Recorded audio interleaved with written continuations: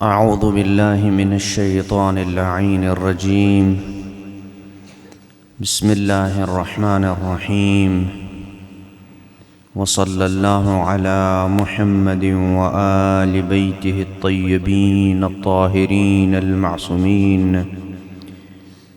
أما بعد، فقد قال الله سبحانه وتعالى في محكم كتابه: أعوذ بالله من الشيطان اللعين الرجيم. بسم الله الرحمن الرحيم. وعهدنا إلى إبراهيم وإسماعيل أن طهرا بيتي للطائفين والعاكفين والركع والسجود. صلوات بر محمد وآل بيت محمد.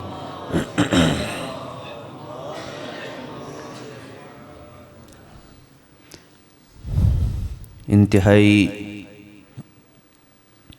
سعادت اور خوش قسمتی اور خوشبختی ہے اس شخص کے لیے جو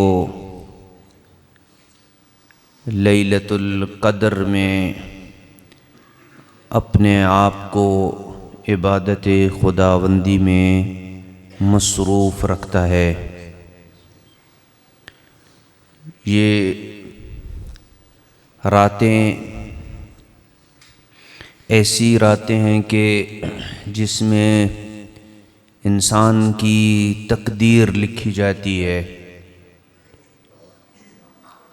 کیونکہ لیلۃ القدر یعنی قدر کی رات۔ کیا مطلب قدر کی رات؟ اس رات کو یا آنے والی جو 23 کی شب ہے، اس کو قدر کی رات کہنے کی 3 وجوہات ہیں۔ ایک تو یہ کہ قدر تنگی کے معنی میں استعمال ہوتا ہے عربی زبان میں، یعنی یہ وہ شب ہے جس میں اللہ کے ملائکہ اتنی کثیر تعداد میں زمین پہ نازل ہوتے ہیں کہ اللہ کی زمین تنگ پڑ جاتی ہے، جس وجہ سے اس کو قدر کہا جاتا ہے۔ ایک قدر کا معنی یہ ہے کہ جو آپ عام زبان میں قدریں کرتے ہیں، قدر و منزلت، فلاں بندے کی اتنی قدر ہے، منزلت ہے۔ چونکہ اس رات کی بڑی قدر اور منزلت ہے، اس وجہ سے اس کو لیلۃ القدر کہا جاتا ہے۔ اسی وجہ سے اللہ سبحانہ وتعالی نے ارشاد فرمایا: انا انزلناہ فی لیلۃ مبارکہ، ہم نے اس کتاب کو بابرکت رات میں نازل کیا ہے۔ تو یہ رات چونکہ بابرکت ہے، قدر والی ہے، منزلت والی ہے، اس وجہ سے اس کو قدر کہا جاتا ہے۔ اور تیسری ایک وجہ جس کو اکثر علماء امامیہ نے اختیار کیا ہے، قدر تقدیر سے ہے کہ اس رات سے لے کے اگلے اس رات تک جو شبہ قدر ہے، انسان کی تقدیر لکھی جاتی ہے۔ کیا کیا تقدیر میں لکھا جاتا ہے؟ یہ پورے سال میں کیا کیا کام کرے گا، کیا کھائے گا، کیا پیے گا، کتنا زندہ رہے گا، کون سے نیک اعمال کرے گا، کون سے برے اعمال کرے گا۔ حاجیوں کی فہرست بنتی ہے اسی رات۔ جو بندہ اپنا نام حاجیوں کی فہرست میں لکھوانا چاہتا ہے، وہ اسی رات یا آنے والی جو رات ہے، وہ ان 3 راتوں میں سے ایک رات جو ہے وہ شب قدر ہے۔ چونکہ شب قدر معین نہیں ہے کہ کون سی رات شب قدر ہے، اس وجہ سے کہا جاتا ہے کہ تینوں رات آپ اعمال کریں۔ تو چونکہ انسان کے جو اعمال ہیں، ان کے بل بوتے پہ انسان کی پورے اگلے سال کی تقدیر لکھی جاتی ہے، اور اس کے اوپر 23 کی رات سٹیمپ لگ جاتی ہے کہ یہ اٹل فیصلہ ہو چکا ہے۔ اور یہ ساری کی ساری تقدیر جب لکھی جاتی ہے تو کس کے سامنے پیش کی جاتی ہے؟ وقت کے امام زمان عجل اللہ فرجہ شریف کے سامنے پیش ہوتی ہے۔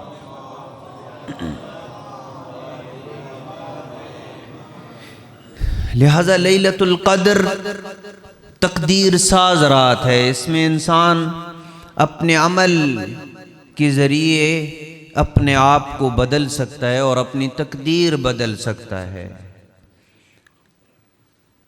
لیلۃ القدر خیر من الف شہر، 1000 مہینے کتنے بنتے ہیں جی؟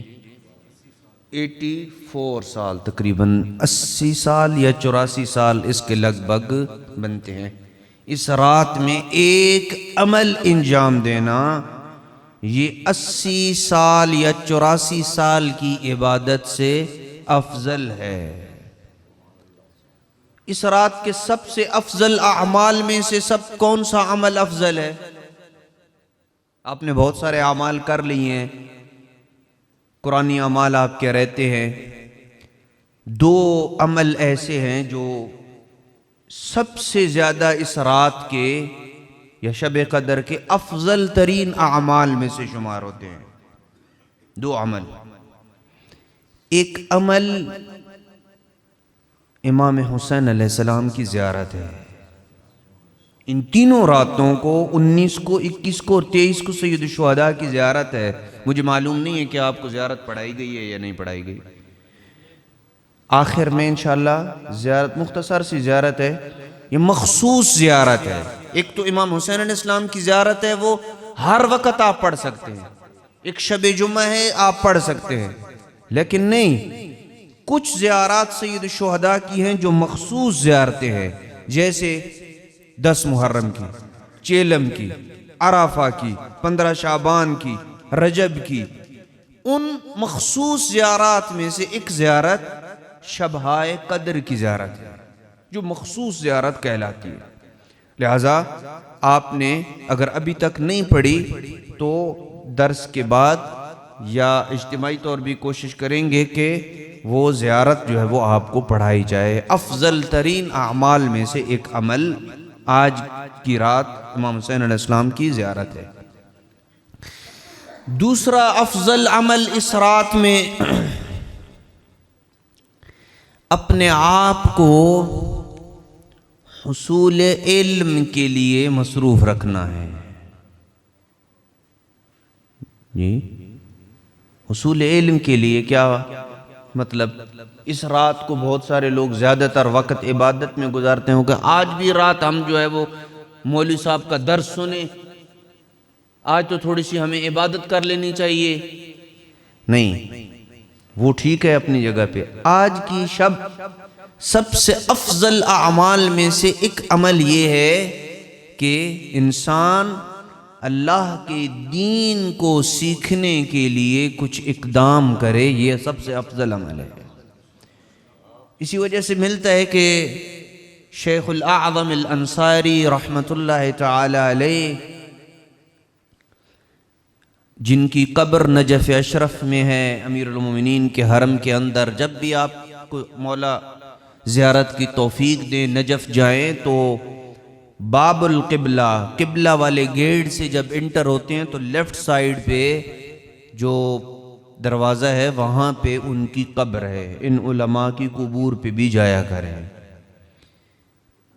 ایک طالب علم انہیں ملا حرم امیر المومنین میں شب قدر میں، اور پوچھا شیخ اعظم انصاری سے کہ بتائیے آج کی رات میں کون سا ایسا عمل کروں کہ مجھے سب سے زیادہ اس عمل کا ثواب ملے۔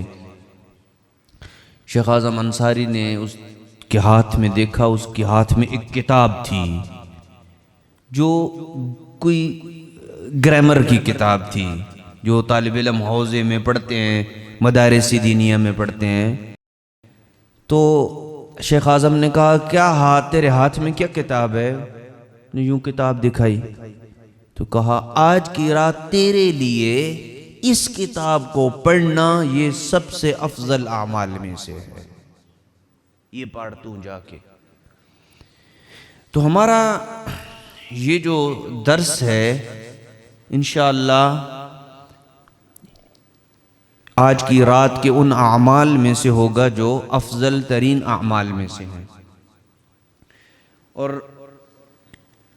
چونکہ آج سے آپ لوگوں کا اعتکاف بھی شروع ہو رہا ہے، اور بہت سارے مومنین یہاں پہ ایسے بیٹھے ہیں کہ جو اعتکاف کی نیت سے آئے ہیں، تو بیسک مجھے جو کہا گیا ہے وہ اعتکاف کے فضائل اور اعتکاف کے مسائل کو بیان کرنا ہے۔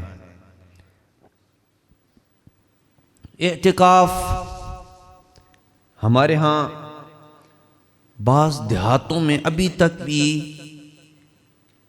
یہ سنت اور رواج ہے، سنت تو نہیں کہہ سکتے، یہ رواج ہے کہ بعض علی کے ماننے والے کہتے ہیں کہ ابن ملجم اعتکاف بیٹھا تھا مسجد میں، 3 دن کا یا 10 دن کا ابن ملجم اعتکاف بیٹھا تھا تاکہ امیر المومنین مسجد میں آئیں گے تو میں اس کو قتل کروں۔ اعتکاف ہمارے ہاں کہاں ہے؟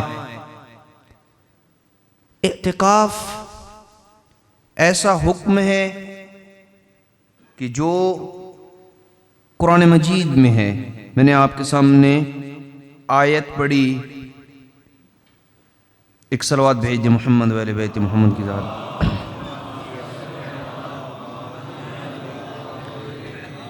بسم اللہ الرحمن الرحیم۔ وَعَهِدْنَا إِلَىٰ إِبْرَاهِيمَ وَإِسْمَاعِيلَ، ہم نے ابراہیم اور اسماعیل کو حکم دیا کس چیز کا؟ أَن طَهِّرَا بَيْتِي، کہ میرے گھر کو پاک و پاکیزہ کرو تم دونوں۔ کن لوگوں کے لیے؟ للطائفین، طواف کرنے والوں کے لیے، والعاکفین، مسجد الحرام میں اعتکاف بیٹھنے والوں کے لیے، والرکع والسجود، اور مسجد الحرام میں رکوع و سجود کرنے والوں کے لیے پاک و پاکیزہ بناؤ میرے گھر کو۔ تو قرآنی حکم ہے اعتکاف، ایسا نہیں ہے کہ کوئی اعتکاف فقط دوسری پارٹی کے لوگ بیٹھتے ہیں۔ آئیے روایات اہل بیت علیہ السلام میں دیکھیں اعتکاف کا کیا اجر اور ثواب ہے۔ وہ افراد کہ جو مکہ میں حج کے لیے یا عمرے کے لیے نہیں جا سکتے، ان کا سرپاک کی اس مسجد میں اعتکاف بیٹھنا یہ 2 حج اور 2 عمروں کے برابر ہے۔ اگر آپ اجازت دیں تو میں وہ روایت آپ کی خدمت میں عرض کروں جو امام موسیٰ بن جعفر صلوات اللہ وسلامہ علیہ سے مروی ہے۔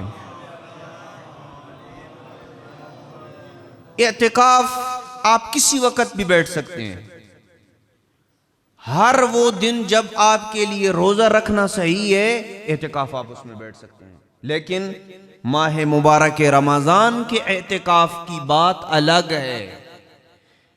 امام علیہ السلام اپنے آباء و اجداد سے نقل کرتے ہیں کہ اعتکاف شہر رمضان، ماہ مبارک رمضان کا اعتکاف یعدل حجتین و عمرتین، یہ 2 حج اور 2 عمروں کے برابر ہے۔ آپ ایک مسجد میں ہر بندہ حج پہ جا سکتا ہے؟ نہیں جا سکتا۔ ہر بندہ عمرے پہ جا سکتا ہے؟ نہیں جا سکتا ہے۔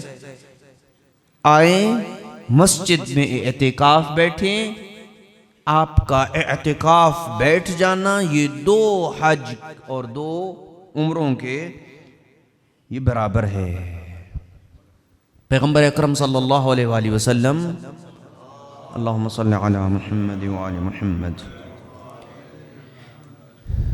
ماہ مبارک رمضان کے آخری عشرے میں اپنا بستر لپیٹ دیا کرتے تھے۔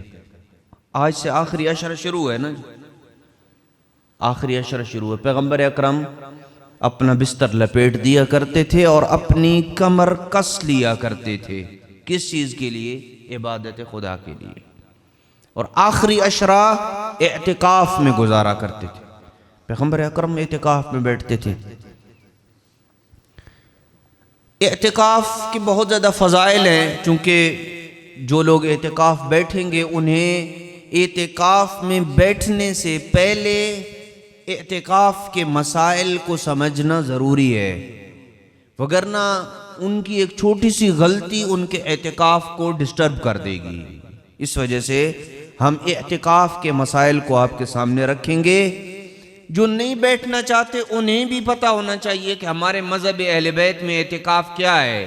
مجھے ایک مومن کہہ رہا تھا کہ آغا صاحب اعتکاف میں بول سکتے ہیں؟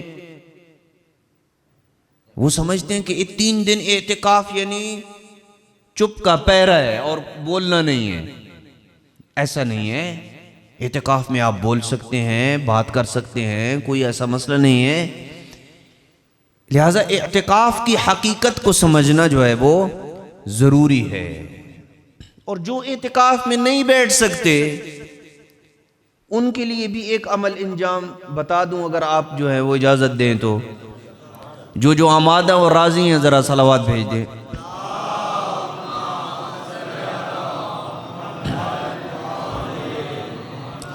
تاکہ وہ لوگ جو اعتکاف نہیں بیٹھ سکتے وہ یہ نہ محسوس کریں کہ یہ تو درس ان لوگوں کے لیے ہے کہ جو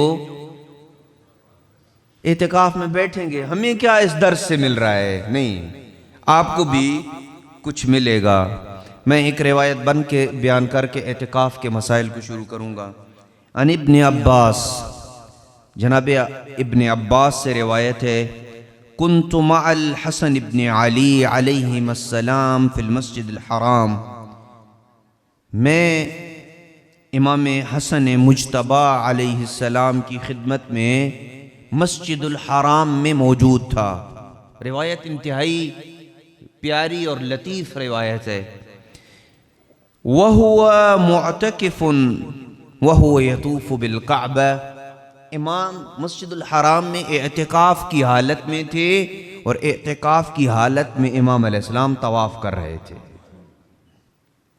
فَعَرَضَ لَهُ رَجُلٌ مِّن شِيعَتِهِ، امام علیہ السلام کی شیعوں میں سے ایک شخص امام کی خدمت میں حاضر ہوا طواف کے دوران۔ فَقَالَ يَا ابْنَ رَسُولِ اللَّهِ إِنَّ عَلَيَّ دَيْنًا لِفُلَانٍ، مولا میری گردن پہ کسی فلاں بندے کا قرض ہے۔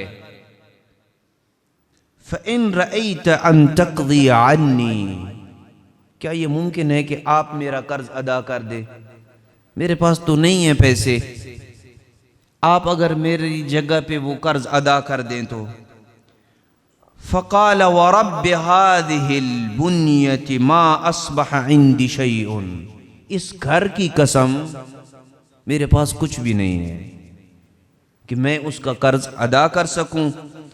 ان رأیت ان تستمہلہ عنی فقد تہددنی بالحبس، اگر آپ ادا نہیں کر سکتے میرا قرض تو کم از کم اس سے مجھے اتنی مہلت لے لیں چونکہ وہ مجھے جیل میں ڈالنے کی دھمکیاں دے رہا ہے۔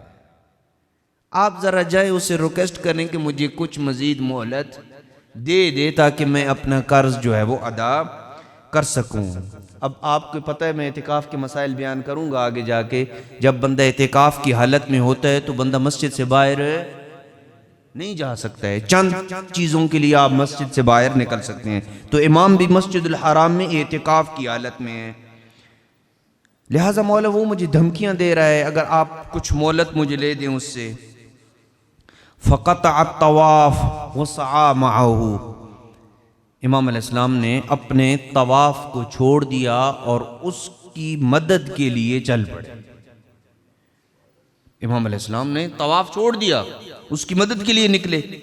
فَقُلْتُ يَا ابْنَ رَسُولِ اللَّهِ أَنَسِيتَ أَنَّكَ مُعْتَكِفٌ، ابن عباس کہتے ہیں میں نے امام علیہ السلام کو کہا مولا آپ اعتکاف کی حالت میں ہیں، بھول تو نہیں گئے؟ آپ تو مسجد الحرام سے باہر جا رہے ہیں اس کے لیے، اس کی حاجت کو پورا کرنے کے لیے۔ فقال اللہ، ہم اہل بیت بھولنے والوں میں سے نہیں ہیں، جی اہل بیت نہیں بھولتے ہیں۔ فقال اللہ، میں بھولا نہیں ہوں، ولیکن سمعت ابی علیہ السلام یقول، لیکن میں نے اپنے بابا یعنی امیر المومنین جن کی آج شہادت کی شب ہے، میں نے اپنے بابا علی ابن ابی طالب سے یہ سنا تھا، من قضا اخاہ المؤمن حاجتن، جو اپنے کسی مومن بھائی کی حاجت کو پورا کرتا ہے، کان کمن عبد اللہ 9,000 سنہ، گویا کہ اس نے اللہ کی 9,000 سال عبادت کی۔ جی امام علیہ السلام نے اعتکاف کو چھوڑ دیا اور کیا کہا؟ مومن کی حاجت پوری کرنا یہ 9,000 سال کے اللہ اکبر، اتنا ثواب ہے کسی مومن کی حاجت کو پورا کرنے کی کوشش کرنا۔ وہ آگے سے حاجت پوری ہو یا نہ پوری ہو یہ الگ چیپٹر ہے، مومن کا اس کی حاجت کو پورا کرنے کے لیے کوشش کرنا اور اس کے لیے نکلنا، یہ 9,000 سال کی عبادت کے برابر ہے۔ لہٰذا وہ افراد کے جو طواف کے اعتکاف کے لیے موفق نہیں ہو سکتے ہیں، وہ اگر آخری عشرے میں کوشش کریں کہ مومنین کی حاجتوں کو پورا کریں۔ کسی کے پاس افطار کے لیے نہیں ہے، کسی کے پاس اور کوئی عید آ رہی ہے، اس کے پاس اپنے بچوں کے لیے کچھ نہیں ہے، چھوٹی چھوٹی چیزوں سے اپنے مومنین کی مدد کریں گے، یہ 9,000 سال کی عبادت سے افضل قرار پائے گا۔ ایک صلوات بھیج محمد والے بیت محمد۔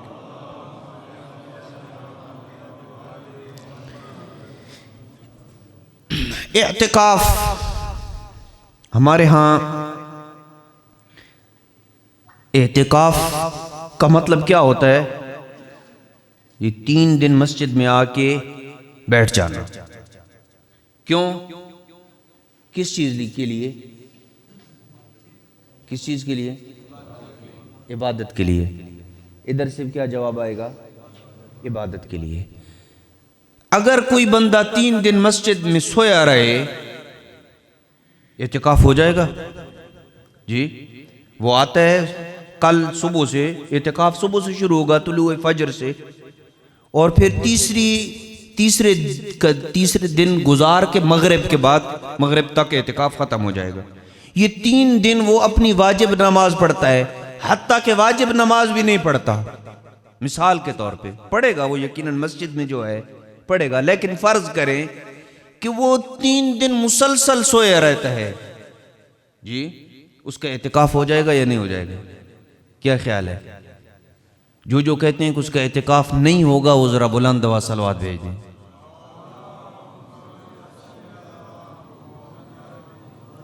اور جو کہتے ہیں نہیں اعتکاف ہو جائے گا، آپ وہ صلوات بھیج دیں۔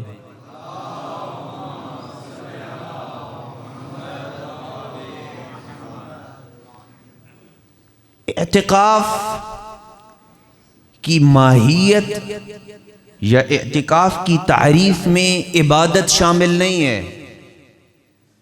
جی آپ شاید سمجھیں کہ یہ کوئی عجیب فلسفہ بیان ہو رہا ہے، نہیں، اعتکاف 3 دن اللہ کی قربت کی خاطر مسجد میں رکنے کا نام ہے۔ اس نے کہا ہے عبادت کریں گے تو یہ نور علی النور ہے، عبادت نہیں کریں گے تو خود مسجد میں رکنا یہ عبادت ہے۔ کیونکہ اعتکاف کیا ہے؟ اعتکاف ہے مسجد میں رکنا، اور جو بندہ اللہ کی قربت اور رضا کے لیے 3 دن مسجد میں رکتا ہے، چاہے وہ سویا ہی رہے سرپاک کی اس مسجد میں، 2 حج اور 2 عمروں کا ثواب لے کے چلا جائے گا۔ شامل نہیں ہے عبادت اس میں۔ اسی وجہ سے اب یہاں سے آپ کی ساری مشکلیں حل ہو گئیں کہ جب اعتکاف میں عبادت شرط نہیں ہے تو مستحب وضو کے لیے مسجد سے باہر نہیں جا سکتے ہیں۔ آپ کہتے ہیں میں قرآن مجید کی تلاوت کرنی ہے اس لیے میں باہر وضو کے لیے جا رہا ہوں، نہیں نکل سکتے مستحب وضو کے لیے۔ میں جا رہا ہوں پیسٹ کرنے کے لیے، نہیں جا سکتے پیسٹ کرنے کے لیے۔ میں ادھر جائیں واش روم میں وضو کرنے کے بعد تھوڑا سا آپ وہاں پہ کھڑے ہو گئے اور بالوں کو آپ کنگھی کر رہے ہیں، یا اپنے کسی دوست کے ساتھ وہاں کھڑے ہو گئے ہیں باتیں کرنے کے لیے، نہیں کھڑے ہو سکتے وہاں پہ آپ. کیوں؟ اس لیے کہ وہاں آپ ایک غیر ضروری کام کے لیے گئے ہیں. واش روم کے علاوہ پیسٹ کرنا یہ ضروری نہیں ہے. ادھر آپ اندر کوئی برتن منگوا سکتے ہیں، وہاں پیسٹ کر سکتے ہیں. حتیٰ کہ واجب وضو کا یہاں پہ بندوبست جو ہے وہ جب نماز کے لیے ادا نماز، یہ میرے سامنے کتاب ہے آیت اللہ سستانی، اس میں لکھتے ہیں کہ ادا نماز کے وضو یا غسل کے لیے نکلنا. ادا نماز. آپ کہیں میرے پاس ٹائم زیادہ ہوگا نا تو میں قضا نمازیں زیادہ اپنی پڑھتا رہوں گا، اس لیے میں قضا نمازوں کی ادائیگی کے لیے وضو کرنے کے لیے جا رہا ہوں. قضا نمازوں کے لیے کسی وقت بھی آپ نکل سکتے ہیں، بعد میں ضروری تو نہیں ہے نا اب نکلیں. وہ جو مسجد میں اب اپنی واجب ادا نماز کے وضو کے لیے نکل رہے ہیں، اگر وہی وضو آپ کا باقی ہے تو اسی سے قضا نماز بعد میں پڑھیں. قضا نماز کے وضو کے لیے الگ سے آپ نہیں نکل سکتے باہر، ضروری نہیں ہے وہ نکلنا اس کے لیے. جی پریشان ہو گئے. تو آئیے یہ سارے کا سارا مسئلہ ہمیں سمجھ آ جاتا ہے جب ہم اعتکاف کی تعریف سمجھ آ جاتی ہے کہ اللہ کی قربت اور اس کی رضا کے لیے 3 دن اپنے آپ کو مسجد میں روک کے رکھنا، یہ اعتکاف کہلاتا ہے. اب آپ اس میں عبادت کریں تو یہ آپ کو اس کا 2 حج اور 2 عمروں سے اضافی ثواب ملے گا. وگرنہ خود مسجد میں رکنا سوائے انتہائی ضروری کام کے نہ نکلنا، یہ اعتکاف ہے. اس اعتکاف کی کچھ شرائط ہیں، جب وہ شرائط پوری ہو جاتی ہیں تو پھر بندے کا اعتکاف مکمل ہو جاتا ہے. پہلی اور دوسری شرط 10 شرائط ہیں، بس انہی 10 شرائط کو بیان کروں گا تو میرا ختم ہو جائے گا وقت. پہلی اور دوسری شرط یہ ہے کہ مسلمان ہو اور عاقل ہو، عقل رکھنے والا ہو. تیسری شرط یہ ہے کہ از اول تا آخر اعتکاف میں قربت کی نیت ضروری ہے. جیسے میں نے بتایا کہ اللہ کی قربت کے لیے وہ اعتکاف کرے، لوگوں کو دکھانے کے لیے اعتکاف نہ کرے کہ میں 3 دن اعتکاف بیٹھوں گا اور پھر تیسرے دن بہت سارے میرے لوگ مجھے ریسیو کرنے کے لیے آئیں گے اور پھولوں کا ہار پہنائیں گے. نہیں، لوگوں کو دکھانے کے لیے نہیں، اللہ کی قربت کے لیے اعتکاف جو ہے وہ بیٹھے.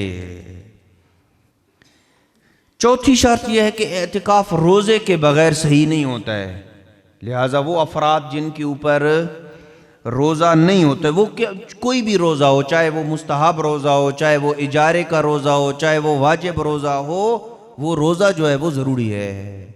لہٰذا وہ افراد کے جن کے اوپر روزہ نہیں ہوتا ہے، مثلا خاتون اپنے مخصوص ایام میں ہے تو وہ چونکہ مسجد میں ہی نہیں آ سکتی ہے، اس لیے اعتکاف بھی اس کا صحیح نہیں اور روزہ بھی اس کا صحیح نہیں ہوتا ہے، تو وہ اعتکاف نہیں بیٹھ سکتی ہے. آپ کو ایک پتے کی بات بتاتا ہوں.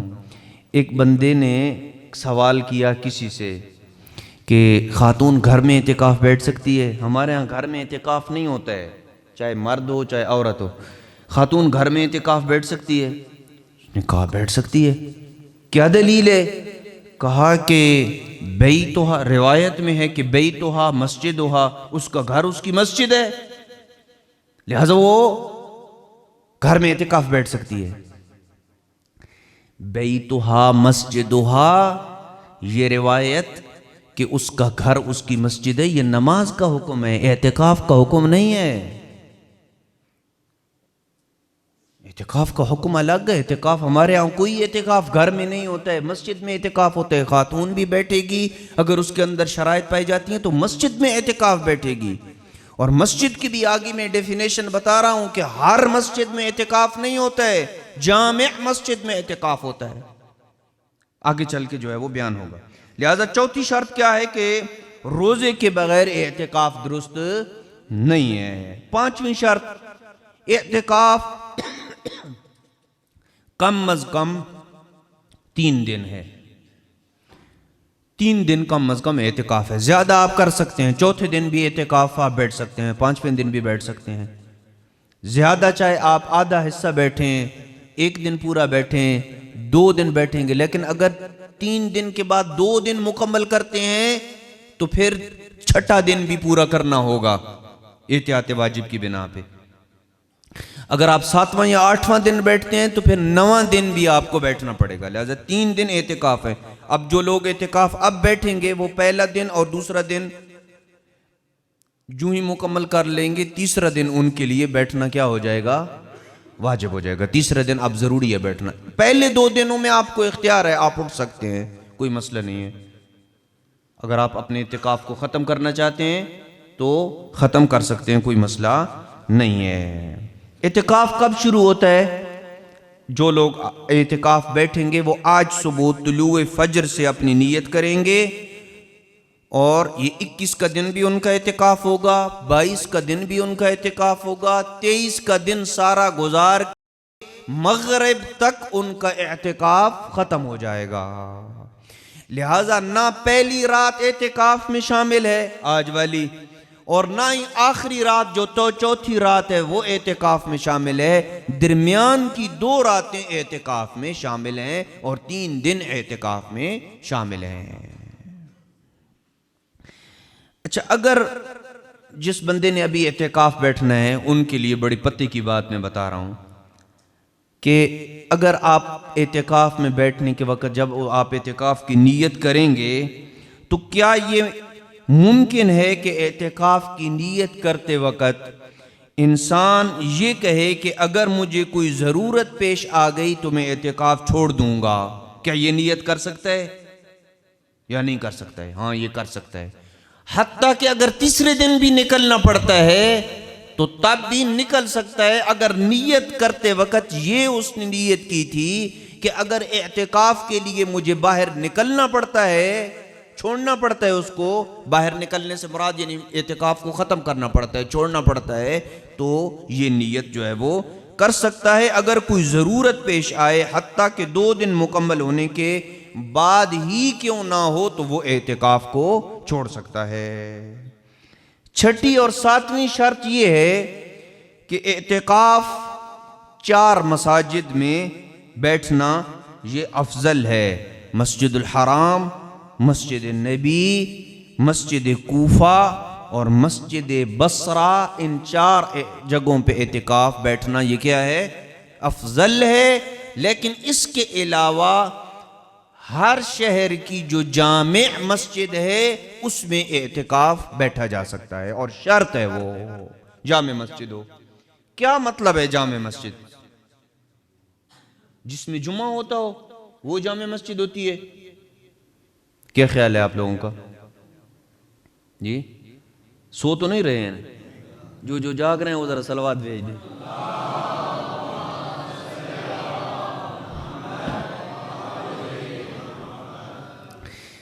عام لوگ جامع مسجد کی تعریف یہ کرتے ہیں کہ جس مسجد میں جمعہ ہوتا ہو وہ جامع مسجد ہوتی ہے اور اعتکاف وہیں پہ ہوتا ہے. نہیں، جمعے کی شرط نہیں ہے. وہ مسجد دیکھیں نا، ابھی آپ یہ چیز سیکھیں گے نا آج کی رات، یہ علم حاصل کرنا یہ اس رات کے افضل ترین اعمال میں سے ہے. آپ کو پتہ چلا کہ جامع مسجد کیا ہے؟ یہ افضل ہے، علم میں اضافہ ہوا ہے.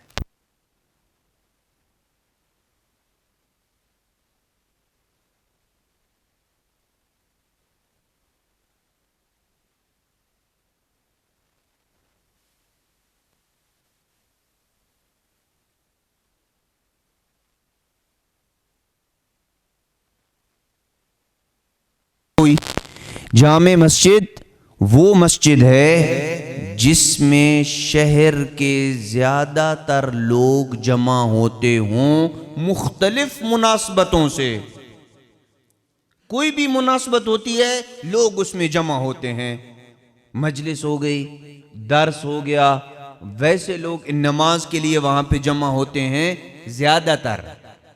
اب ایک جو محلے کی مسجد ہے اس میں تو زیادہ تر لوگ جمع نہیں ہوتے ہیں نا، لیکن یہ آپ کی سرپاک کی مسجد ہے، اس میں زیادہ تر لوگ اسی میں جمع ہوتے ہیں. اگر کوئی بڑا ایونٹ ہو اور کوئی بھی مسئلہ ہو تو یہاں پہ لوگ جو ہے وہ جمع ہوتے ہیں. اب اگر یہاں پہ جمع ہوتے ہیں، جمعہ یہاں پہ نہیں ہوتا ہے، تب بھی یہ جامع مسجد ہے. اچھا، ایک بڑی خطرناک شرط ہے اعتکاف کی، اور یہ آپ لوگوں نے اس شرط کو دیکھنا ہے، میں نے نہیں دیکھنا ہے. کیا شرط ہے؟ اگر جامع مسجد آپ نے دیکھ لی کہ ایک چکوال میں ایک جامع مسجد ہے، وہ مجھے نہیں پتا ہے کہ کون سی جامع مسجد ہے، ٹھیک ہے، فرض کریں کہ چکوال کی ایک مسجد ہے جس میں زیادہ تر لوگ جو ہے وہاں پہ اپنی مختلف مناسبتوں میں جمع ہوتے ہیں. جامع مسجد آپ نے طے کر لی کہ اعتکاف میں نے فلاں مسجد جو جامع مسجد ہے وہاں پہ جمع ہونا ہے، میں نے جہاں پہ جمع ہوتے ہیں لوگ اعتکاف بیٹھنا ہے. لیکن اگر یہ اس لیے دیکھ کے پڑھ رہا ہوں تاکہ آپ کہیں کہ اپنی طرف سے نہیں ہے، لیکن اگر اس جامع مسجد کا امام جماعت عادل نہ ہو تو بنا بر احتیاط واجب جامع مسجد میں اعتکاف جائز نہیں ہے. جو لوگ اعتکاف بیٹھیں گے وہ کیا کریں گے؟ یہ ان کی ذمہ داری ہے کہ چیک کرنا کہ جس مسجد میں میں اعتکاف بیٹھنے لگا ہوں اس جامع مسجد کا پیش نماز عادل ہے یا عادل نہیں ہے. یہ کیا بلا ہوتی ہے عادل؟ انصاف کرنے والا. اور عادل یہ آپ کی فقہ کا کوئی ایسا باب نہیں ہے جہاں پہ یہ عادل نہ ہو. مجتہد جامع و شرائط کی تقلید کرنی ہے، ان میں سے ایک شرط کیا ہے؟ عادل ہو. دو عادل شخص چاند دیکھیں تو تب چاند مثلا جو ہے وہ گواہی دیں تو چاند جو ہے وہ ثابت ہوتا. یہ عادل کیا ہوتا ہے جی؟ کوئی عیب نہ ہو. انہوں نے کہا جو انصاف کرنے والا ہو اور حق بات کرنے والا ہو، جی، حلال و حرام میں تمیز کرنے والا، اور پیچھے سے ادھر سے جواب نہیں آیا، بتائیں کوئی حرج نہیں ہے. لا ادری، دیکھیں، لا ادری نصف العلم، یہ کہنا کہ میں نہیں جانتا یہ آدھا علم ہے. کیوں آدھا علم ہے؟ اس لیے کہ وہ یہ جانتا ہے کہ میں نہیں جانتا، ٹھیک ہے نا، یہ آدھا علم ہے. تو وہ جو نہیں جانتا وہ آدھا دوسرا سیکھنے کی کوشش کرے گا. لیکن جو جاہل مرکب ہوتا ہے نا، جس کی ڈبل جہالت ہوتی ہے، وہ یہ بھی نہیں جانتا کہ وہ نہیں جانتا. جی، وہ نہیں جانتا لیکن وہ نہیں جانتا کہ وہ نہیں جانتا. یہ ڈبل جہالت ہے، ٹھیک ہے نا، جس کو آپ معاشرے میں کیا بولتے ہیں؟ نیم ملا. یہ نیم ملا ضروری نہیں ہے کہ مولانا نیم ملا ہو. جو بندہ نہیں جانتا ہے اور اپنی طرف سے جو ہے وہ چیزیں بیان کر رہا ہے وہ نیم ملا ہے، وہ نہیں جانتا ہے، اور وہ یہ بھی نہیں جانتا کہ وہ نہیں جانتا. یہ خطرناک ہے. جو بندہ یہ جانتا ہے کہ میں نہیں جانتا، یہ خطرناک نہیں ہے. لہذا جو چیز نہیں جانتے پوچھیں، اس کو پوچھیں. جی، تو ادھر سے جواب نہیں آیا عادل کا، کسی چیز کو اس کے صحیح مقام پہ رکھنا. جی، اور جی با علم ہو، انتظار صاحب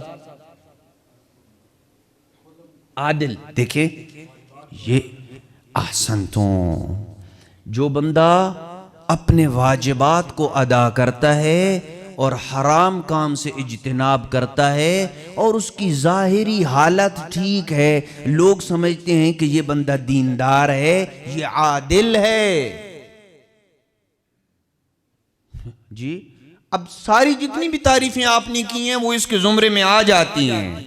جب وہ اپنے واجبات کو ادا کرے گا تو عدل و انصاف بھی کرے گا یا نہیں کرے گا؟ ظلم نہیں کرے گا نا. یہ جب وہ اپنے واجبات کو ادا کرے گا تو ہر چیز کو اس کے مقام پہ رکھے گا یا نہیں رکھے گا؟ رکھے گا. جب ایک چیز، اس طرح ساری چیزیں اس میں منطبق ہو جاتی ہیں. لیکن تعریف عادل کی یہ ہے کہ اس کا ظاہر ٹھیک ہے، نیک اعمال یعنی اپنے واجبات پہ عمل کرتا ہے اور حرام سے عمل کرتا ہے. لہٰذا جس جامع مسجد میں آپ نے اعتکاف بیٹھنا ہے وہ بندہ کیا ہونا چاہیے؟ اس کا پیش نماز کیا ہونا چاہیے؟ عادل ہونا چاہیے۔ ایک اور بات بھی کہتا چلوں، یہ ناراض تو آپ بے شک ہوتے ہیں، لیکن یہ ہے کہ یہ حق بات کہنا پڑتی ہے، کیا کریں۔ آپ ایک مسجد میں نماز پڑھنے کے لیے گئے، جی گزر رہے تھے دوران سفر، کوئی شیعہ مسجد تھی فرض کریں، آپ نے گاڑی روکی اور وہاں پہ بریک لگا کے نماز جماعت ہو رہی تھی، آپ پیچھے کھڑے ہو گئے جماعت کے لیے، آپ اس پیش نماز کے پیچھے پڑھ سکتے ہیں؟ جی کیا خیال ہے؟ سارے پڑھ رہے ہیں، پورا شہر پڑھ رہا ہے اس کے پیچھے، آپ حرم میں جاتے ہیں، چلیں چھوڑیں پاکستانی ناراض نہ ہو جائیں کہ آپ ہمیں فوکس کر رہے ہیں، آپ حرم میں جاتے ہیں، نجف میں جاتے ہیں، کربلا میں جاتے ہیں، یہ وہاں پہ حرم میں ایک مولانا نماز پڑھا رہے ہیں، آپ اس کے پیچھے نماز پڑھ سکتے ہیں؟ پڑھ سکتے ہیں؟ جو کہتے ہیں پڑھ سکتے ہیں وہ ذرا بلند آواز صلوات پڑھ دیں۔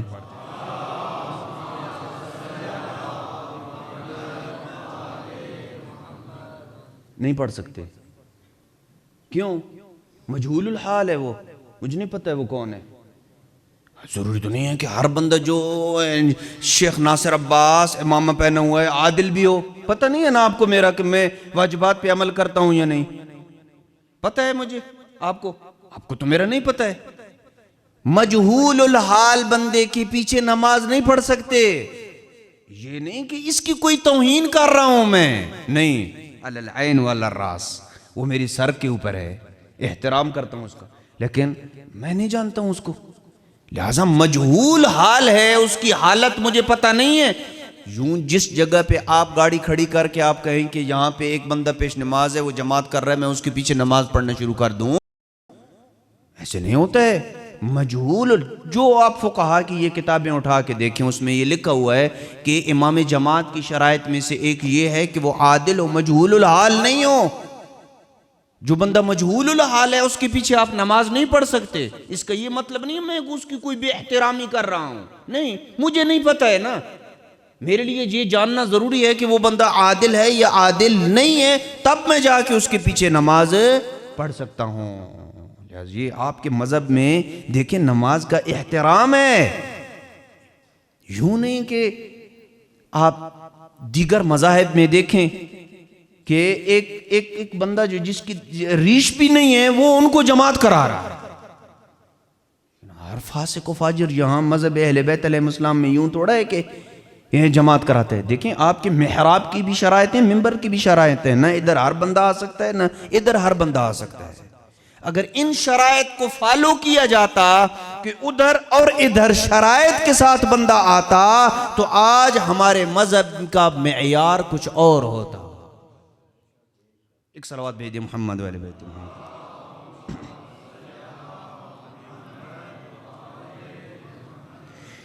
اچھا جی، تو جامع مسجد کا جو امام جماعت ہے اس کا عادل ہونا یہ ضروری ہے، تب آپ بنا بر احتیاط واجب وہاں پہ اعتکاف بیٹھ سکتے ہیں، وگرنہ اگر آپ کو نہیں پتہ ہے آپ وہاں پہ نہیں بیٹھ سکتے ہیں۔ 8ویں شرط یہ ہے کہ اعتکاف ان لوگوں کی اجازت سے ہو جن کی اجازت شرعی طور پہ معتبر ہو، جیسے بیوی اپنے شوہر کی اجازت کے بغیر گھر سے باہر نہیں نکل سکتی ہے، اس لیے وہ اعتکاف بھی نہیں بیٹھ سکتی، اپنے شوہر کی اجازت کے ساتھ بیٹھے گی۔ بیٹا باپ کی اجازت کے بغیر اگر اعتکاف بیٹھتا ہے اور باپ کو یا والدین، باپ نہیں والدین بلکہ ماں بھی اس میں شامل ہے، والدین کے لیے یہ چیز اذیت کا موجب بنتی ہے۔ اچھا اذیت کیسے اذیت کا موجب بنی؟ والدین شفقت کرتے ہوئے کہ پتہ نہیں وہاں آپ کو صحیح رہائش ملے گی، وہیں کھانا پینا صحیح ملے گا، آپ کی حفاظت صحیح ہو سکے گی نہیں ہو سکے گی، آج کل حالات ایسے ہیں، تو یہ شفقت کرتے ہوئے والدین کو اذیت ہوتی ہے، کہتے ہیں بیٹا نہ جاؤ، لیکن وہ اپنی ماں یا اپنے باپ کی بات نہیں مانتا ہے اور آ کے اعتکاف بیٹھ جاتا ہے، اعتکاف نہیں ہوگا اس کا، اس کی شرط ہے کہ وہ اس کی اجازت سے بیٹھے۔ 9ویں شرط، انسان جس مسجد میں اعتکاف بیٹھے وہاں سے ضروری کام کے علاوہ نہ نکلے، ضروری کام کے لیے کے علاوہ نہ نکلے۔ کون کون سے ضروری کام ہیں جن کے لیے نکل سکتے ہیں؟ آگے بیان کر رہا ہوں۔ اچھا، یہ مسئلہ اب یہ یہاں سے نا آپ لوگوں نے جو اعتکاف بیٹھنے والے ہیں بڑی سمجھداری کے ساتھ سمجھنا ہے آپ نے۔ اگر مسئلہ نہ جانتے ہوئے جو بندہ ابھی مثلا اعتکاف میں بیٹھنا چاہتا ہے، ابھی تک وہ اس درس میں شریک نہیں ہوا کہ چھوڑے مولوی صاحب کو یہ لگے رہتے ہیں، میں صبح بعد میں جاؤں گا، اپنے گھر سے سیری کر کے آؤں گا، یہ یہاں تو پراٹھے نہیں ملتے، گھر سے پراٹھے وغیرہ اچھے کھا کے آؤں گا اور بیٹھوں گا۔ پھر درس نہیں سنا اس نے، مسائل سے آگاہ نہیں تھا، اور اعتکاف بیٹھ گیا، اور ایک دن گزرنے کے بعد، 1.5 دن گزرنے کے بعد اس نے مسئلہ نہ جانتے ہوئے کوئی ایسا کام کر دیا کہ غیر ضروری کام کے لیے مسجد سے باہر چلا گیا، مثلا پیسٹ کرنے کے لیے باہر چلا گیا، اور واپس آتا ہے کہتے ہیں صاحب میں تو اس کام کے لیے باہر چلا گیا تھا، مجھے مسئلے کا پتہ نہیں تھا۔ تو اس کی کوئی گنجائش ہے اعتکاف کے ٹھیک ہونے کی، یا آپ کیا کہیں گے کہ بھئی مسئلہ چونکہ نہیں جانتا تھا اس لیے گنجائش دے دیں آغا صاحب اس کو تھوڑی سی، اس کا اعتکاف فوراً باطل نہ کریں، بیچارہ 1.5 دن ہو گیا ہے بیٹھا ہوا ہے، کوئی گنجائش ملے گی یا نہیں ملے گی؟ آپ دیں گے اس کو گنجائش؟ جی ہاں، یہ بڑا ہمارا مصیبت ہے، یہ اس لیے میں یہاں پہ آپ کو روکنا چاہتا تھا۔ ایک بندہ قیامت کے دن، یہ روایت پڑھ رہا ہوں آپ کے سامنے، ایک بندہ قیامت کے دن اللہ کی بارگاہ میں جب حاضر ہوگا نا جی، تو اللہ کہے گا کہ بھئی اے میرے بندے آپ نے یہ کام کیوں کیا تھا؟ وہ کہے گا کہ مجھے نہیں پتا تھا، یہ کام حرام تھا، مجھے نہیں پتا تھا، میں نے کر دیا۔ تو اللہ کیا اسے کہے گا؟ ٹھیک ہے، یہ لو جنت کا پروانہ، تمہیں پتہ نہیں تھا لہذا تم جنت میں جا سکتے ہو، یہ کہے گا۔ کیا کہے گا؟ ہل لا تعلمت، سیکھا کیوں نہیں تھا؟ کیا کہے گا؟ ہل لا، یہ عربی زبان آپ چونکہ سمجھتے نہیں ہیں نا، تنبیہ کے لیے ہے۔ ہل لا تعلمت، سیکھا کیوں نہیں ہے؟ ہمارے ہاں جاہل کی 2 قسمیں ہیں۔ ویسے ہم جاہل کو یہ لفظ بھی اگر کسی کو آپ کہیں نا کہ یعنی فلاں جاہل ہے، وہ کہتے ہیں یہ مجھے گالی دی ہے اس نے۔ کتنی ایسی چیزیں ہیں جن سے میں جاہل ہوں یا نہیں جاہل ہوں، میں اپنا کہتا ہوں، میری معلومات زیادہ ہیں یا میری مجہولات زیادہ ہیں؟ مجہولات زیادہ ہیں نا، بہت ساری چیزیں ایسی ہیں جو میں نہیں جانتا ہوں، کم چیزوں کو میں جانتا ہوں، ٹھیک ہے؟ تو جن چیزوں کو میں نہیں جانتا ہوں اس کے بعد ان کے نسبت میں کیا ہوں؟ میں جاہل ہوں، آپ کو نہیں کہہ رہا ہوں۔ اور ہمارے ہاں کیا کہا جاتا ہے کہ بھئی مذہب اہل بیت جس کے دل میں علی کی محبت ہے اس کو تم جاہل نہیں کہہ سکتے۔ کیسے نہیں؟ ہر بندہ جاہل ہے، ہر بندہ کچھ جو معلومات رکھتا ہے اس حساب سے وہ عالم ہے، اور جن چیزوں کی اسے معرفت نہیں ہے، معلومات نہیں ہے، ان کا وہ کیا ہے؟ جاہل ہے۔ کیا حرج ہے اس میں؟ معصوم کے علاوہ ہر بندہ عالم بھی ہے، جاہل بھی ہے، ایسے ہے یا نہیں ہے؟ یہ کوئی گالی نہیں ہے، عیب ہے کہ آپ مجھے کہیں کہ آغا صاحب آپ جاہل ہیں۔ مانتا ہوں، میں بہت ساری چیزیں ایسی ہیں جن کو میں نہیں جانتا ہوں۔ ابھی آپ بہت سارے دین کے علاوہ علوم لے کے آئے، مجھے نہیں پتہ ہے ان کا، آپ فزک کا، کیمسٹری کا، ریاضی کا، جدید سائنس کے آپ مسائل لے کے میرے پاس آ جائیں، مجھے پتہ ہے ان کا؟ نہیں پتہ ہے۔ میں تو حلال و حرام کو جانتا ہوں، جو میں نے پڑھا ہے وہ میں آپ کو بتا سکتا ہوں، وہ بھی سارا نہیں جانتا۔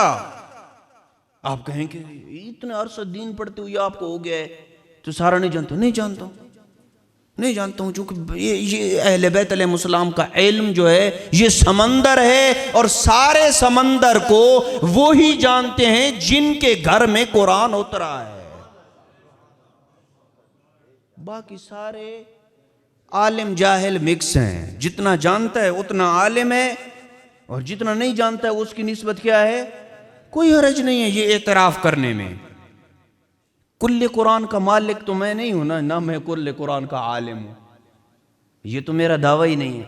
لہذا دو قسم کے جاہل ہیں۔ ایک جاہل وہ ہے کہ جس کی جہالت کا کوئی عذر موجود ہے۔ کیا عذر ہے؟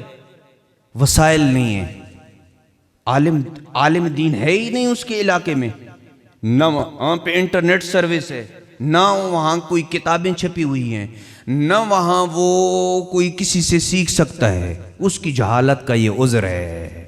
اس بندے کو تو گنجائش ہے، لیکن آپ مجھے بتائیں آج کل کے اس دور میں جو سوشل میڈیا کا دور ہے، جو چیٹ جی پی ٹی کا دور ہے، آرٹیفیشل انٹیلیجنس کا دور ہے، جس میں آپ ایک چیز لکھی چیٹ جی پی ٹی میں تو آپ کو دنیا و ما فیہا کی تحقیق جو ہے وہ بیان کر کے دے گا۔ اس میں کوئی بندہ کہہ سکتا ہے کہ میرے پاس وسائل نہیں ہے، میرے پاس ویب سائٹ نہیں کھلتی، میرے پاس توضیح المسائل نہیں ہے، میرے پاس عالم دین نہیں ہے؟ کہہ سکتا ہے کوئی؟ تو وہ شخص کی جس کی جہالت کا کوئی عذر نہیں ہوتا ہے وہ جاہل مقصر ہے۔ ہم مقصر نہیں ہیں۔ وہ مقصر کون ہے؟ جس کی جہالت کا کوئی عذر نہیں ہے۔ اب اس قسم کا جو بندہ ہوتا ہے نا، جس کی جہالت کا کوئی عذر نہیں ہوتا ہے، یہ بندہ ایسی ہی ہوتا ہے جیسے جو بندہ مسئلہ جانتے ہوئے اس پہ عمل نہیں کرتا ہے۔ یہ حساب کیوں؟ وہ عالم تھا، اس نے عمل نہیں کیا، اور تم عالم سے سیکھ سکتے تھے اور نہیں سیکھا، تم دونوں کا حساب برابر ہے۔ گنجائش ہے تو کس کو ہے؟ جس کے پاس سیکھنے کے وسائل نہیں تھے، نہ عالم دین تھا، نہ کتاب تھی، نہ سوشل میڈیا تھا، نہ ویب سائٹ تھی، نہ توضیح المسائل تھی، نہ اور کوئی چیز تھی، سیکھنے کے وسائل ہی نہیں تھے۔ اس کو گنجائش ہے۔ لیکن کوئی کہے کہ مجھے گنجائش مل جائے گی، نہیں، آواز قدرت آئے گی، ہلا تعلمت، سیکھا کیوں نہیں تھا؟ تیرے چکوال شہر میں علماء ختم ہو گئے تھے، کیوں نہیں گئے ان کے پاس سیکھنے کے لیے؟ اس لیے کوئی گنجائش نہیں ہے کہ وہ اگر غلطی سے باہر چلا جاتا ہے، مسئلہ نہ جانتے ہوئے پیسٹ کرنے چلا جاتا ہے، دن گزار چکا ہے، دوسرا دن مکمل ہونے سے پہلے کوئی غلطی کر دیتا ہے، اعتکاف باطل۔ مسئلہ نہیں جانتا تھا، بھول کے نکلا ہے، غلطی سے نکلا ہے، بغیر ضرورت کے مسجد سے نکل گیا، تو کیا ہو جائے گا؟ اعتکاف باطل ہو جائے گا۔ لہٰذا وہ افراد جو اعتکاف کے لیے بیٹھنا چاہ رہے ہیں، وہ پہلے مسائل اعتکاف کو سیکھیں پھر بیٹھیں، وگرنہ ان کی چھوٹی سی غلطی پھر یوں نہیں کہیں گے کہ میں تو کیا ہوا تھا، مجھے مسئلہ پتہ نہیں تھا آغا صاحب، اس لیے میں بھول گیا، غلطی سے مسئلہ نہ جاننے کی وجہ سے باہر نکل گیا، اور ایک ایسا کام کہ جس کے لیے مجھے نہیں نکلنا چاہیے تھا، وہ میں اس کے لیے نکل کے چلا گیا ہوں، لہٰذا میرا اعتکاف بچا دے۔ تو میں تو اسے کہوں گا کہ بھئی یہ تو میرے سامنے آیت اللہ سستانی کی کتاب ہے، وہ یہ کہہ رہی ہے کہ کوئی گنجائش نہیں ہے۔ وہ کون سے ضروری کام ہو سکتے ہیں جن کے لیے نکلنا واجب یا جائز ہے؟ اب یہ سوال تو آپ کے ذہن میں ہے نا کہ آقا صاحب اب کچھ گنجائش تو دینا، یا وہ کام تو بتائیں کہ جن کے لیے ہم نکلنا واجب ہے یا جائز ہے۔ رفع حاجت کے لیے نکلنا، غسل جنابت کے لیے نکلنا، واجب ادا نماز، قضا نہیں، واجب ادا نماز کے وضو یا غسل کے لیے نکلنا۔ لیکن وضو یا غسل جنابت کے علاوہ کسی اور غسل کے لیے اس صورت میں نکلنا جائز ہے جب مسجد کے اندر وضو اور غسل نہ کیا جا سکتا ہو۔ مثال دوں آپ کو، کچھ بندے سو رہے ہیں، ان کو بیدار کرنے کے لیے ایک بیدار صلوات بھیج دیں۔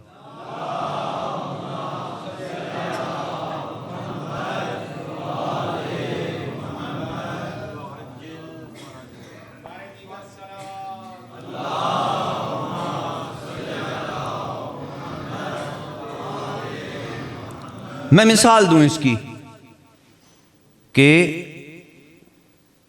وضو اور غسل جنابت کے علاوہ کوئی اور غسل، مثال کے طور پہ ایک میت کو یہاں پہ لایا جاتا ہے، وہ میرا عزیز ہے، ابھی اس کو غسل نہیں دیا گیا اور اس کا جسم ٹھنڈا بھی نہیں ہوا، یا یہیں پہ خدا ان سب کی عمر دراز کرے، کوئی بندہ رخصت ہو جاتا ہے، میں اس کے جسم کو چھو لیتا ہوں، میرے اوپر غسل مس میت واجب ہو گیا یا نہیں؟ واجب ہو گیا نا؟ تو اب کیا اس غسل مس میت کے لیے میں مسجد سے باہر نکل سکتا ہوں؟ نہیں نکل سکتا ہوں، اس کے لیے بھی نہیں نکل سکتا ہوں۔ یہ ہاں کب؟ اگر مسجد میں اس کا انتظام ہو سکتا ہے تو نکل سکتا ہوں، لیکن اگر مسجد میں اس کا انتظام نہیں ہو سکتا ہے تو تب پھر جو ہے وہ نکل سکتا ہوں، ورنہ اس کے لیے بھی نکلنا جائز نہیں ہوگا۔ اگر مسجد کے اندر وضو اور غسل نہ کیا جا سکتا ہو تو تب میں نکل سکتا ہوں، اگر اس کا انتظام ہو سکتا ہے تو نہیں نکل سکتا ہوں۔ اچھا، کچھ ایسے کام ہیں کہ جن کے لیے آپ نکل بھی جائیں اور ان کو پورا کر کے واپس آ جائیں، آپ کا اعتکاف ڈسٹرب نہیں ہوتا ہے۔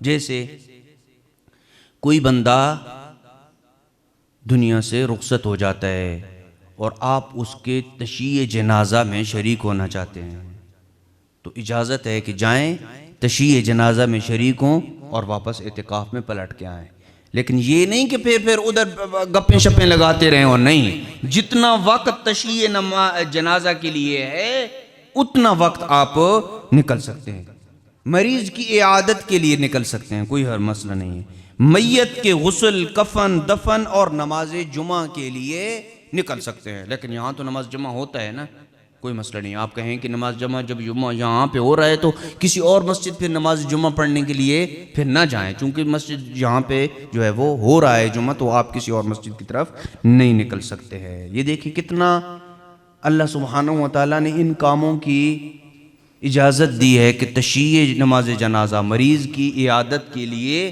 اور ان کاموں کے لیے آپ نکل سکتے ہیں۔ ان کی کتنی اہمیت ہے، تشییع جنازہ میں شریک ہوا کریں۔ تشییع جنازہ میں جو بندہ دوسروں کے تشییع جنازہ میں شریک ہوتا ہے، اللہ کل ان کے جنازوں میں بھی کثرت سے لوگ بھیجے گا۔ پتہ نہیں مجھے خرم صاحب کتنا وقت رہ گیا ہے جی؟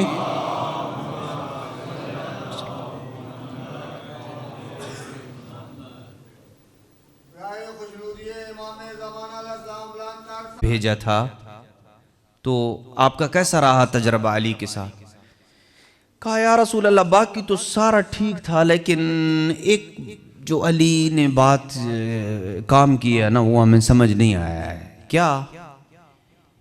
کہا ہر نماز کی پہلی 2 رکعت میں الحمد کے بعد ہر وقت علی نے قل هو اللہ احد ہی پڑھی ہے، کوئی اور سورت علی کو نہیں آتی کیا؟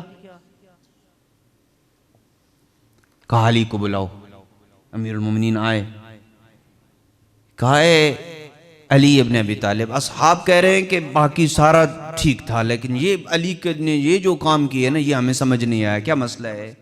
کیا علی کو قرآن نہیں آتا ہے؟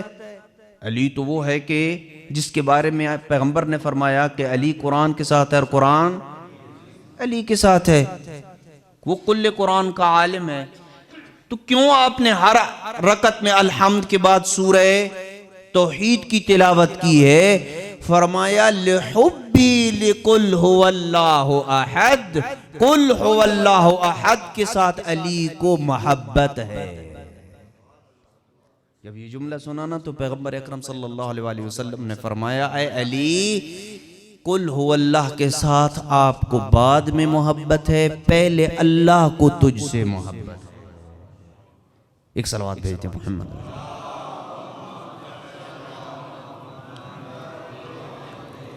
تو عرض کر رہا تھا کہ تشییع جنازہ میں شریک ہوا کریں۔ 10ویں اور آخری شرط، کچھ ایسے کام ہیں کہ جو اعتکاف 5 ایسے کام ہیں کہ جو اعتکاف کو باطل کر دیتے ہیں۔ 2-3 ایسے ہیں کہ جن کو بیان کرنا ضروری نہیں ہے کیونکہ وہ مسجد میں ممکن ہی نہیں ہے۔ نمبر 3، خوشبو سونگنا، خواہ خریدنے کے لیے ہی سونگے، یہ جائز نہیں ہے، اور اگر خوشبو عطر کی ہو تو لذت کے بغیر بھی سونگھنا جائز نہیں ہے۔ خوشبو دو قسم کی ہیں، ایک دفعہ کوئی جڑی بوٹی ہے اور ایک دفعہ عطر اور پرفیوم ہے۔ اگر عطر اور پرفیوم ہے تو وہ لذت کے بغیر بھی حالت اعتکاف میں اس کو سونگھنا جائز نہیں ہے۔ اگر پھول اور جڑی بوٹی کی خوشبو ہو تو لذت کے بغیر، لذت کے قصد کے بغیر جو ہے وہ جائز ہے۔ باقی جو خوشبو ہے نا، صابن کی خوشبو ہے، شیمپو کی خوشبو ہے، اس کو آپ استعمال کر سکتے ہیں، کوئی مسئلہ نہیں ہے۔ یہ حالت احرام میں صابن اور شیمپو کی خوشبو یا پیسٹ کی خوشبو جو ہوتی ہے، یہ حالت احرام میں حاجی کے اوپر حرام ہوتا ہے۔ حالت اعتکاف میں آپ خوشبو سونگھ سکتے ہیں ان چیزوں کی، لیکن اگر عطر اور پرفیوم کی خوشبو ہے تو چاہے لذت کا قصد نہیں بھی ہے تو وہ نہیں سونگھ سکتے ہیں آپ۔ چوتھی چیز، خرید و فروخت کرنا۔ آپ کہیں کیسے خرید و فروخت کرے؟ ایک بندہ ادھر بیٹھے اعتکاف کی حالت میں، اس کی دکان ہے پیچھے اور وہ ادھر بیٹھ کے خرید و فروخت کر رہا ہے، ہاں یہ درست نہیں ہے۔ حالت اعتکاف میں جو ہے وہ خرید و فروخت جو ہے وہ کوئی بندہ کرے۔ پانچویں اور آخری چیز، کسی دینی یا دنیاوی معاملے میں محض برتری جتلانے کے لیے بحث و مباحثہ کرنا۔ جب آپ بیٹھیں گے ادھر تو بحث مباحثہ تو ہوگا نا، فلاں، اور یہ دنیاوی باتیں نہ کریں کہ فلاں جو ہے وہ کس پارٹی کا ہے اور فلاں نون کا ہے، فلاں پی ٹی آئی کا ہے، یہ ہو رہا ہے وہ ہے۔ یہ مسجد سے باہر یہ باتیں ہیں، مسجد کے اندر دین کی باتیں کریں۔ اللہ کچھ نہیں کر سکتے، سو جاؤ جی، سو جاؤ، کیونکہ روزے دار بھی ہیں آپ، اور روزے دار کا سونا جو ہے وہ یہ کیا عبادت شمار ہوتا ہے۔ لہٰذا یہ سیاسی باتیں جو ہیں وہ ان سے اجتناب کرنا چاہیے، اور اگر باتیں کرتے بھی ہیں تو وہ پھر کسی پہ برتری جتلانے کے لیے بحث و مباحثہ کرنا کہ تمہیں کیا پتہ ہے، میں تو سیاست میں نے پی ایچ ڈی کی ہوئی ہے، یہ نہ ہو۔ اگر بحث مباحثہ تھوڑا بہت کرنا بھی ہے خبروں کی حد تک تو یہ جو ہے ٹھیک ہے، بلکہ حق کو ظاہر کرنے اور کسی شبہ کو دور کرنے کے لیے اگر آپ کسی کے ساتھ کوئی ڈسکشن کرتے ہیں تو یہ چیز جو ہے وہ باعث ثواب ہے۔ یہاں تک ہم نے تقریباً اعتکاف کے تمام مسائل کو بیان کر دیا ہے۔